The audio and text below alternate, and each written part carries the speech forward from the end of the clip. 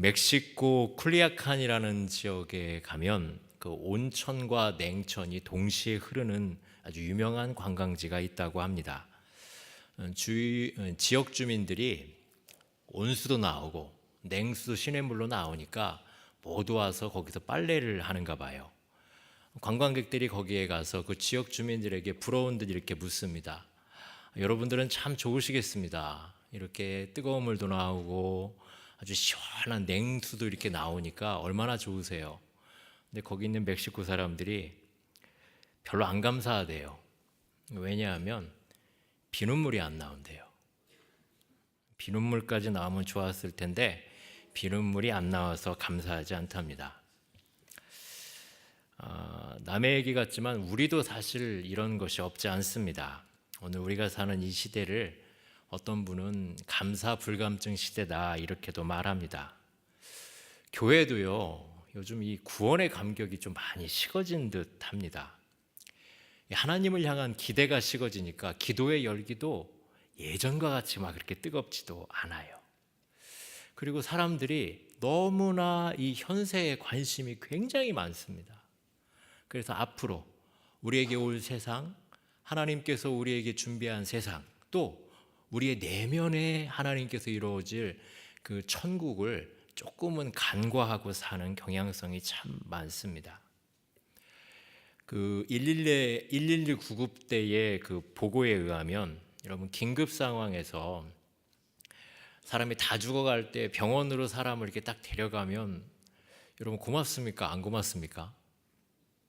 근데 병원에다 응급실에 내려다 줄 때 이송한 사람들 중에 아이고 저를 이렇게 여기까지 데려줘서 고맙습니다 하는 사람이요 100명 중에 몇 명이나 될 것 같습니까?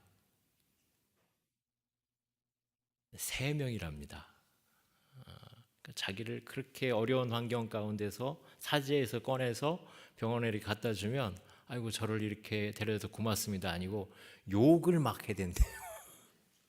나 너무 아프고 힘들다는 거예요 지금. 왜 이렇게 어렵게 힘들게 나를 데려왔냐고 심한 욕이나 안 들으면 뭐 감사하다고. 그러니까 자기 고통에만 사람들이 집중을 하는 시대입니다. 근데 요즘만 그런 게 아니에요. 원래 세상은 그랬습니다. 자기 중심적이고 불평 불만이 가득했지요. 그래서 성경은 믿는 자들에게 감사를 굉장히 강조합니다. 제가 좀 보니까 성경에 감사와 관계된 구절이 155번, 155번이 나오더라고요. 그리고 직접적으로 범사에 감사하라 이렇게 명령하신 것이 33번입니다. 믿는 자들에게 하나님은 아무튼 입이 있는 한 무슨 일이 있어도 감사하라는 거예요. 여러분 그렇게 잘 살고 계십니까? 감사는 해도 되고 안 해도 되는 것이 아니라 믿는 자에게 하나님께서 그렇게 하라고, 그냥 가만히 있으면 불평하니까 계속 감사하라 우리에게 가르쳐 주십니다. 오늘 우리가 읽은 시편 136편은 일명 할렐 시편, 찬양 시편이라고도 합니다. 이스라엘 백성들이 해마다 6월절, 77절, 초막절, 이스라엘 3대 절기가 되면 낭송하는 시편이 136편입니다. 특히 우리가 읽은 이 시편은 매 절마다 후렴구에 그 인자심이 영원함이로다 라는 말이 계속 반복해서 등장하는데요. 사실은 저하고 이제 여러분들 1절에서 6절까지 한 절씩 교독을 했지만 사실은 이제 인도자가 이렇게 하는 겁니다. 여호와께 감사하라 그는 선하시며, 그럼 회중들이 그걸 듣고 있다가 그 인자심이 영원함이로다. 회중들이 뭐라고 한다고요? 제가 2절을 한번 해볼게요. 지금 하신 거 하셔야 됩니다. 신들 중에 뛰어난 하나님께 감사하라. 그렇게 하면서 시편 136편을 인도자와 회중들이 서로 이렇게 교독하면서, 특히 오늘 우리가 6절까지만 읽었지만 전체 구절들이 다 이스라엘의 구속사와 관계되어 있어요. 그래서 자기들의 과거를 이렇게 회상하면서 하나님께서 이렇게 하신 것을 감사하라. 그러면 회중들이 그 인자하심이 영원함이로다. 옛날에도 그랬지만 지금도 그럴 것이고 앞으로도 그럴 것입니다 하고 고백하는 그 시가 136편입니다. 저는 오늘 저녁 설교의 제목을 뭐라고 했죠? 제가 감사하는 가정 이렇게 했습니다. 사람은요, 무언가를 발견하고 무언가를 간직해 나갈 때 스스로 깨우치고 스스로 그것을 가지고 가는 것보다 보고 듣고 배우고 함께 그것을 공유할 때 오랫동안 그것을 기억하고 간직하는 것 같습니다. 저는 신앙생활에서 교회 참 중요하다고 봅니다. 긍정적인 믿음을 가진 교회, 그리고 믿음 정말 좋은 교회, 하나님의 나라를 소망하는 그 교회, 아주 이런 믿음의 고백을 공동으로 잘하는 교회 가운데 있으면 내 신앙도 그 공동체의 교회와 같이 변해요. 그래서 우리가 공동체, 교회 공동체 굉장히 소중하게 여기셔야 되고, 이렇게 예배의 자리, 공적인 예배의 자리에 나오시기를 힘쓰시고, 여기서 설교되어지는 말씀, 함께 기도하는 기도, 함께 부르는 찬송 굉장히 소중히 여기셔야 합니다. 그리고 여러분의 자녀들도 사실은 데리고 나오셔야 돼요. 우리 조문선 목사님 들으시면 좀 그렇지만 꼭 주일학교까지 안 가도 돼요. 여기로 데려오셔서 우리가 부르는 노래를 같이 부르고, 우리가 고민하는 기도의 내용을 그 아이들도 같이 기도하고, 우리가 감사하는 것들을 그 아이들도 같이 감사하는 거예요. 그래야 우리의 신앙이 그 아이들에게 대대로 전수되어지는 것입니다. 이 공동의 고백 굉장히 중요한데, 저는 신앙교육에서 특히 감사를 가르치는 것에서 이 가정의 역할이 굉장히 중요하다고 생각을 합니다. 가정. 어떤 분들은 이렇게 얘기합니다. 목사님, 저희 가정은 별로 감사할 게 없어요. 이따가 제가 말씀을 드리겠습니다. 왜 감사할 것이 없어 보이는지. 다 이유가 있어요. 그것 때문에 시편 136편에 끊임없이 이스라엘 백성들한테 그 과거에 하나님께서 함께 하신 것들을 회상하게 합니다. 자, 오늘 제가 3가지만 가르쳐 드리겠습니다. 설교를 빨리 끝낼 거예요. 졸지 마십시오. 빨리 끝내겠습니다. 저는 약속을 지키겠습니다. 우리가 뭘 감사해야 하나 꼭 기억하십시오. 첫 번째, 저를 따라하십시오. 구원의 은혜를 감사합시다. 하나님께서는 이스라엘 백성들에게 절기를 지킬 것을 명령하셨습니다. 제가 아까 말씀드린 것이 신명기에 나오는 절기인데요, 6월절, 77절, 초막절. 6월절은 애굽의 노예 생활에서 해방된 것을 기념하는 절기입니다. 초막절은 광야에서 떠돌아다니면서 집도 없이 텐트 치고 살았던 그 절기를 이제 기념하는 거예요. 77절은 이제 가나안 땅에 들어가서 첫 수확을 거두고 지키는 절기입니다. 자, 이 모든 절기가 뭐와 관계되어 있냐면 출애굽과 관계되어 있어요. 그 구원의 은혜, 우리를 애굽의 종된 상태에서 이렇게 구원시켜 주시고 자유하게 해주시고, 우리가 지금 살고 있는 이 땅 가운데로 인도하신 그 하나님의 구원의 은혜를 기념하는 것이 이스라엘의 절기입니다. 그래서 12살 되는 모든 남자들은 아이든지 어른이든지 1년에 3차례는 성전이 있는 예루살렘에 왔어야 돼요. 그가 어디 살았든. 그런데 예수님의 경우도 보니까 예수님도 성전에 매년 12살 때부터 오셨는데 아버지만 간 게 아니라 엄마도 같이 따라왔어요. 그러니까 내가 볼 때는 그냥 서울 한번 가자. 그러니까 예루살렘 성전에 가는 것이 그 모든 이스라엘 백성들의 1년의 명절과 같이 지키면서 다 예루살렘으로 순례 여행을 했던 것 같아요. 그래서 12살 되는 꼭 남자만이 아니라 여자들도 어린아이들 다 가서 성전에서 오늘 우리가 읽은 시편 136편과 같은 이스라엘 역사를 이렇게 돌아보면서 거기에 노래하는 거예요. 오늘 우리가 읽은 것처럼 3절, 주들 중에 뛰어난 주께 감사하라. 그러면 그 인자하심이 영원함이로다. 이스라엘의 모든 사람들이 그렇게 주고 받고 그러면서 이스라엘의 공동의 경험, 그 역사를 한번 되새겨 보았던 것입니다. 특별히 우리가 오늘 읽은 이 시편 136편은 6월절에 레위인과 회중들에게 교독했습니다. 오늘 136편에는 26가지의 감사의 제목이 있습니다. 하나님이 어떤 분이신가? 하나님은 선하시고 인자하시고 영원하시고 홀로 큰 기이한 일을 행하시고 세상 만물을 창조하셨고 애굽의 장자를 치시고 이스라엘을 구원하신 하나님이다. 이 과거의 어렵고 힘든 때를 기억하면서 자녀들에게 노래하면서 온 이스라엘이 신앙 교육을 하는 것입니다. 그러니까 어릴 때부터 구원에 대한 교육을 회중 가운데서 함께 하는 거예요. 감사합니다. 하나님 우리를 지금까지 인도하셔서 감사하고 그 인자하심이 영원할 것입니다. 신앙 고백하는 것입니다. 그리고 그 공동의 경험을 갖고 집에 돌아가면서 아마 자녀들이 부모에게 물을 거예요. 아빠, 애굽에서 도대체 무슨 일이 있었던 거예요? 광야에서는 무슨 일이 있었던 거예요? 만나와 메추락 이야기는 뭐예요? 거기에 대해서 부모님들이 대답해주고 그 질문에 대해 답해주면서 아이들의 마음 가운데 우리가 감사해야겠구나, 우리가 이 믿음을 가져야겠구나, 그런 자연스러운 신앙 교육을 했던 것입니다. 탈무드에서는 세상에서 가장 지혜로운 사람은 배우는 사람이고 세상에서 가장 행복한 사람은 감사하는 사람이다, 이렇게 기록되어 있습니다. 그리고 아이들에게 감사하다는 말을 가르치기 전에는 아무 말도 가르치지 말라, 이런 말도 있습니다.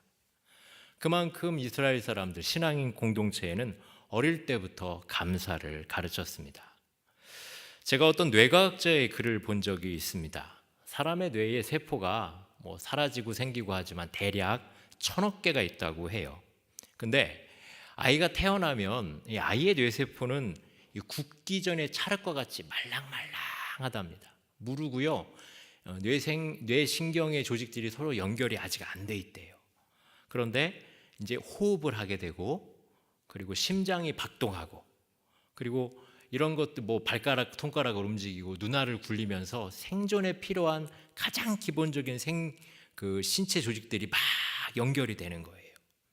그러다 세상에 태어나서 찬바람도 맞고 뜨거운 바람도 맞고 엉덩이도 맞고 손을 뻗어서 우유병을 잡으면서 이 신경 조직들이 막 서로 연결하면서 그 뇌세포가 활성화가 됩니다. 그런데 이스라엘 사람들은 그 어릴 때 막 그 뇌세포가 활성화될 때 어떻게 생각하면 말귀도 잘 못 알아들을 그때에 감사를 가르쳐요. 그러니까 감사가 뭐가 되는 거예요? 습관이 되고 본능이 되는 거예요. 무슨 일이 있을 때마다 어떻게 되는 겁니까? 감사합니다. 감사합니다. 여러분들은 무슨 일이 있을 때마다 어떻게 됩니까? 아이고 에구머니나 이런 세련되게, 중고등학생들은 읍스, 그걸 어디서 배워왔는지 그런 걸 쓰더라고. 읍스, 감사합니다. 이스라엘 백성들은 그 감사를 가르치는 거예요. 여러분, 만약에 모든 일에 불평과 불만을 달고 사는 사람, 그런 자녀들, 근데 어떤 자녀들은 늘 매사에 감사해요. 어떤 자녀에게 미래가 있을까요? 불평하는 사람입니까? 감사하는 사람입니까? 감사하는 사람이죠. 감사하는 사람은요, 굉장히 심리가 안정되어 있습니다. 자존감이 높아요. 남과 비교하면서 불평하지 않습니다. 긍정적으로 생각해요. 부정적이지 않습니다. 다른 사람들과 대인관계를 할 때도 감사하는 사람은 굉장히 부드럽습니다. 그리고 사람은 굉장히 안정되어 있어요. 다른 사람을 수용할 줄도 알고 긍정적인 대인관계를 합니다. 이스라엘 사람들, 그 사람들은 자기의 구원을 감사하는 것에서부터 자기의 존재의 이유, 내가 어떻게 살아야 할까를 생각했습니다. 여러분, 하나님이 우리를 구원하셨습니까? 그 구원에 대해서 감사하시길 바랍니다. 두 번째로 인도하시는 은혜에 우리가 감사해야 합니다. 가정에서요. 오늘 말씀을 보면 그 시편 기자는 우리가 6절까지만 읽었는데 16절에 보니까 이제 홍해를 건너서 광야로 인도하신 하나님께 감사하라 하고 쭉 이렇게 나와요. 그리고 거기에는 장애물 얘기도 하고 큰 왕들, 유명한 왕들, 아리인의 왕, 바산 왕을 하나님께서 물리쳐 주셨던 것을 감사합니다. 여러분, 우리가 잘 알듯이 이스라엘 백성들이 광야를 통과할 때 두 개의 기둥이 그들을 지켜줬어요. 뭐와 뭡니까? 낮에는 구름 기둥, 밤에는 불 기둥. 하나님께서 그들을 앞서서 인도하시고 위험 속에 있을 때 그들을 보호하시고 끌어안아 주셨어요. 여러분, 한번 잘 생각을 해보십시오. 여러분이 인정하든 인정하지 않든 하나님이 우리의 역사와 우리 민족의 역사와 우리의 삶과 우리의 가정과 우리의 자녀와 우리의 사업과 모든 하는 일을 인도하십니까? 안 하십니까? 이걸 어떻게 고백하느냐에 따라서 신앙이 드러나요. 내가 보이지 않아도, 들리지 않아도 하나님 나와 함께 하신다. 이게 믿음입니다. 지난주에 우리가 욥기를 읽었는데 여러분, 우리의 인생이 단순합니까? 복잡합니까? 복잡해요. 아주 다양합니다. 그리고 단편적으로 옳다, 그르다 함부로 말할 수 없다고 우리는 배웠습니다. 내 인생이든 남의 인생이든 인생은 굉장히 신비롭습니다. 망하는 것 같아도 망하지 않고 약한 것 같은데도 강해요. 우리가 뭐라고 평할 수가 없습니다. 우리 인생이 지금은 어렵지만 다음 순간에는 어떤 일이 벌어질지 우리는 알지 못해요. 누구만 알고 계십니까? 하나님만 알고 계신 거예요. 그래서 우리는 우리 과거의 경험에 너무 매여 있으면 안 돼요. 현재 내 머릿속에 돌고 있는 그런 여러 판단, 내 눈에 보이는 어떤 계산, 여기에 또 휘감겨 있으면 안 됩니다. 우리는 믿습니다. 내 인생을 인도하시고 주관하시고 이끄시는 분이 누구라고요? 하나님이십니다. 여러분, 그것을 인정해야만 감사할 수 있습니다. 내 인생을 인도하시는 분이 하나님이라는 걸 인정해야만 범사에 감사할 수 있습니다. 내가 망할지라도, 내가 원치 않는 곳으로 갈지라도 내 인생을 인도하시고 나의 주인은 하나님이십니다. 그 사람이 범사에 감사할 수 있습니다. 사실 감사에도 수준이 있습니다. 제일 낮은 단계의 감사는요, 조건부 감사예요. 만약에 나에게 이런 일이 생기면 내가 감사하리라. 하나님, 저에게 만약 이걸 해주시면 제가 감사하겠습니다. 아주 낮은 단계의 감사예요. 그것보다 조금 높이 있는 것이 이미 무엇을 받았을 때 하나님 저에게 이것을 해주었기 때문에 감사합니다. 내가 받은 복을 세어보면서 감사하는 거예요. 근데 진정한 감사, 성경이 우리에게 가르치는 감사는 불행을 당해도 힘들어도 어려워도 절망 가운데도 그럼에도 불구하고 감사하는 것입니다. 저는 이것을 영원한 감사라고 생각합니다. 여러분, 제 얘기를 들으면서 지금 혹시 내 인생 가운데 나를 끌어내리고 있고 나를 힘겹게 하고 있고 나를 계속 마이너스가 되게 하는 것들을 한번 생각해 보십시오. 하나님, 왜 나에게 이런 것들을 주셨습니까? 우리도 욥처럼 그렇게 할 수 있지만 한번 거기에 대해서 감사해 보십시오. 하나님, 저에게 이 약함을 주셔서 감사합니다. 하나님, 저에게 이 난관을 주셔서 감사합니다. 왜인지는 모르겠지만 감사합니다. 하나님께서는 이것을 선하게 인도하실 줄 믿습니다. 감사하면 기적이 일어납니다. 여호사밧이 역대하 20장에 그 엄청난 위기 앞에서 감사하니까 적군들이 서로 자기들을 찌르고 살해갑니다. 다니엘이 그 절체절명의 위기, 사자굴에 들어가서도 감사하니까 기적이 일어났습니다. 예수님 보십시오. 나사로 무덤 앞에서 감사하니까 죽은 자가 살아났습니다. 5천 명이 굶주릴 때도 물고기 2마리와 보리떡 5개로 감사하니까 그 수많은 사람들이 먹게 되었습니다.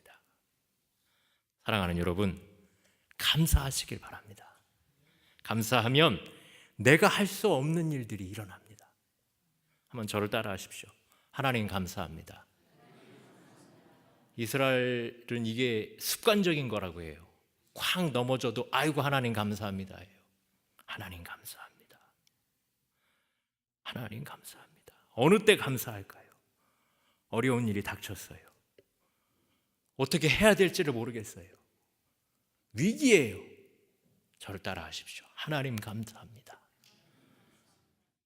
하나님이 문제를 해결하고 위기를 극복할 능력을 주실 것입니다. 내 마음이 너무 괴롭고 힘들어서 자신감과 자존감이 툭 떨어져 있어요.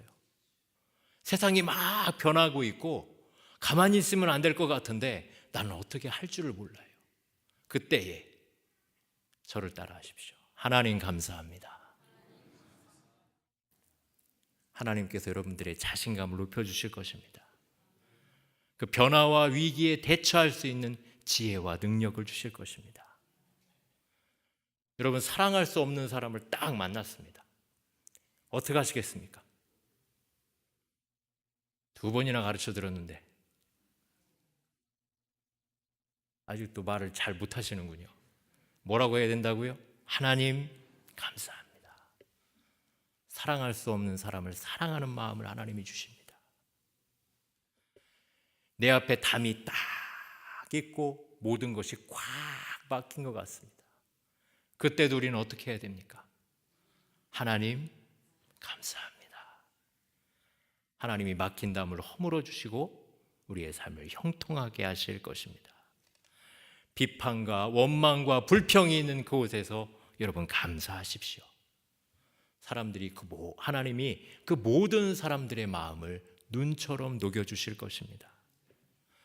내 마음이 강팍해져 있고 내 성품이 참 못나 보입니다. 그때도 하나님 시키는 대로 하겠습니다. 감사합니다. 하나님이 감사하는 그 입술을 통하여 마음을 부드럽게 하시고 그의 마음과 성품을 고쳐주실 줄 믿습니다. 여러분, 하나님의 인도하심을 믿으시길 바랍니다. 불평불만하는 사람들 이스라엘 역사 가운데 광야에서 다 죽었습니다. 여러분의 부부끼리 자녀에게 감사하다고 말해야 합니다. 모든 상황을 가지고 다 감사해야 합니다. 하나님, 어떻게 하다 저런 남편을 만났습니까? 어떻게 다 이런 아내를 만났습니까? 왜 우리 부모는 이런 부모입니까? 그렇게 불평하지 마시고 감사하시길 바랍니다. 하나님께서 그 믿음대로 역사하실 줄 믿습니다. 3번째로 우리가 감사하는 가정을 만들기 위해서는 주신 은혜에 감사해야 합니다. 25절에 보니까 하나님께서는 광야 같은 곳에서 만나와 메추라기를 주셨습니다. 물이 필요할 때 물도 주셨어요. 그런데 이스라엘 백성들은요, 그 광야에서 불평하고 원망하고 감사하지 못했어요. 왜냐하면 그 사람들의 마음 가운데는요, 만나를 주셨던, 메추라기를 주셨던, 반석에서 물을 내게 하셨던 그게 중요한 게 아니라 마음속에 늘 그리는 곳이 있었어요. 비교 대상이 있었어요. 거기가 어딜까요? 애굽이에요. 애굽. 그래서 만나와 메추라기를 줄 때도 열심히 욕심껏 갖고, 그리고 남이 나보다 더 가졌나 덜 가졌나, 그리고 이걸 다 먹으면 어떻게 할까? 아, 애굽에서는 이런 일이 없었는데. 욕심 부리고 비교하고 염려하고 이렇게 할 때 그 마음에는 절대 감사가 있을 수 없었습니다. 여러분, 저는 욕심, 비교의식, 염려 중에 우리의 감사를 가장 많이 갉아먹는 암덩어리를 걱정이라고 봅니다. 걱정. 여러분, 믿는 자들은 걱정하시면 안 됩니다. 우리 누구 믿고 삽니까? 하나님 믿고 살아요. 걱정하는 건 월권이에요. 많은 심리학자들이 우리가 걱정하는 것의 99.9%는 다 어떤 걱정이냐면 쓸데없는 걱정이래요. 별 아무런 일어나지도 않을 것 같은 것에 대해서 걱정하고 근심하고 염려해요. 요즘 우리 그 얘기는 하지 말고 넘어가야 되겠는데, 쓸데없는 걱정.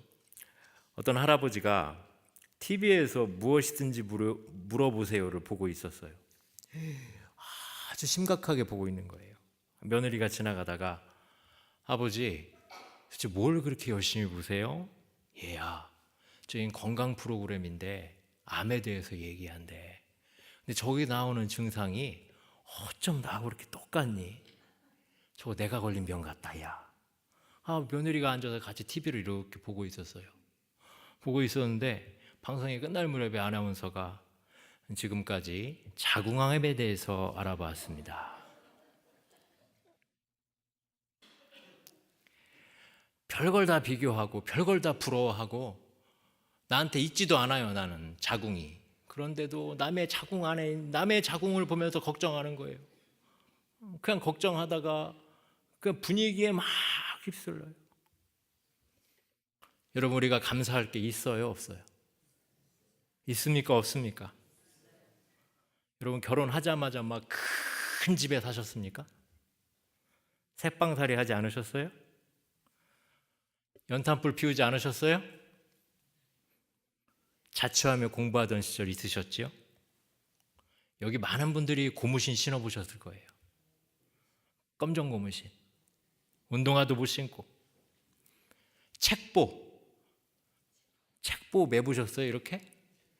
막 뛰어가다가 막 풀어져가지고 다 흘리고. 먹을 거 없어서 고구마, 감자, 보리, 방구만 많이 끼는 것들 막 그런 거 먹고 배고파 살지 않으셨어요? 이렇게 얘기하면 저는 또 그거 다 해본 것 같아요. 근데 저는 그거 안 해봤어요. 우리 부모님 세대예요. 근데 지금 우리는 얼마나 많이 누리고 삽니까? 얼마나 많이 누리고 살아요. 과거만 비교해도 이 세상만, 지금 현재, 지금도 전 세계 인구의 20억은요 전기라는 걸 모른대요. 전기가 안 들어와요. 10억 명은 상수도 없는 곳에 살고 있어요. 12억 명은 한 달에 3만 원 돈으로 5인 가족이 살아갑니다. 1억 명의 노숙자들이 있고 8억 명이 지금도 영양실조에 걸려 있어요. 5억 명은 지금 나라가 전쟁 상태예요. 30억의 사람들은 신앙의 자유가 없어요. 전 세계 날마다 24시간이 지나갈 때마다 4만 명의 사람들이 영양실조로 굶어 죽고 있습니다. 그런데도 우리는 지금 이렇게 잘 살고 있어요. 그럼 우리는 원래부터 잘 살았나요? 아니요. 아까 제가 얘기한 그 사람들의 이야기가 곧 우리 얘기가 될 수도 있었습니다. 여러분 앞에 감사의 노트를 하나를 좀 만들어 보십시오. 하루에 5가지씩만 하나님께 감사를 해보세요. 하나님 감사합니다. 하나님 감사합니다. 너무 부자가 되고 너무 행복해집니다. 성경의 말세에 사람들이 감사하지 않는데요. 감사 불감증 걸리고 감사 결핍증에 걸린대요. 사람들이 자기를 사랑하고 돈을 사랑하고 자긍하며 교만하며 회방하며 부모를 거역하며 감사치 아니하며 거룩하지 아니하며. 여러분, 감사해야 믿음의 사람입니다. 불평하는 사람, 불행의 재료를 막 끓이고 있는 거예요. 제가 오늘 감사하는 가정이라고 하고 이렇게 감사에 대해서 찾아볼 때 가정이라는 말을 꼭 붙였어요. 왜냐하면 이 감사는요 막 번져요. 전염병 같이. 전염병? 막 동조를 일으켜요. 제가 TV에 보니까 어떤 성악가가 얇은 와인잔을 놓고 소리를 막 높은 음을 지르니까 이 컵이 어떻게 되냐면 처음 이 안에 있는 포도주가 막 떨리더니 유리잔이 빵 하고 깨져 버리더라고요. 막 떨리더니 찡 하고 깨져요. 여러분, 가족 중에 누가 한 사람이라도 우울하면 이게 퍼질까요? 안 퍼질까요? 퍼져요. 한 사람이 아프면요, 우리 집 감기도 꼭 보니까 막둥이가 갖고 와요. 어린이집에서 수입을 해와요. 그러면 이제 약한 애들이 이제 아파요. 아프고 이제 엄마도 울고 그러면 이게 나한테 오겠구나. 이제 막 어김없이 찾아와요. 전염돼요. 기쁨도, 감정도. 믿음 전염될까요? 안 될까요? 제가 아까 그래도 좋은 교회 다녀야 된다고. 막 믿음 좋은 교회 가면 믿음 없는 사람도 믿음이 생겨요. 우리 교회 만들어야 돼요. 그렇게. 저는요, 우리 교회가 지금 말씀을 읽다가 이 엄청난 세파를 만난 게 감사하다고 생각해요. 우리 정신 없잖아요. 지금 성경인이라고 지금. 그거 신경 쓸 겨를이 없어요. 마음에 여유가 별로 없어. 그러니까 이게 그냥 지나가는 거예요. 다른 데는요, 막 사람들이, 교회도 마찬가지예요. 마음이 너무 힘들대요. 우리는 바빠 지금. 그거 신경 쓸 겨를이 없어. 말씀 읽다가 지금은 또 써야 된다고 해가지고 난리가 아니에요. 우리는 말씀을 읽다가 쓰다가 지금 이게 어떻게 지나가는지도 모르게 지금 지나가고 있는 거예요.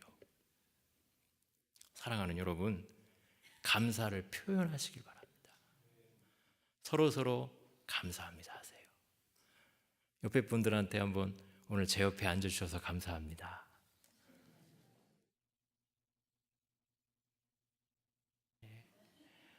감사하세요. 교회 오는 사람들마다 무조건 감사하세요. 문자를 통해서 감사하고, 편지로 감사하고, 전화로 감사하고, 감사를 표현하세요. 그 복이 다 누구 것이 될까요? 내 것이 됩니다. 여러분, 매일 아침에 식구들이, 매일 저녁에 식구들이 만나고 헤어지고 잠들고 잠을 깰 때마다 하나님 감사합니다. 하나님 감사합니다. 들으라고 하십시오. 그 에너지와 그 공명과 파동이 빙 돌아가시고 나에게 어마어마한 복으로 들어올 줄 믿습니다. 우리 교회 가운데에 이런 감사가 풍성하여져서 인생을 바꾸는, 운명을 바꾸는 그런 감사의 교회 되기를, 감사하는 교회 되기를, 그런 가정 되기를 주님의 이름으로 축원합니다.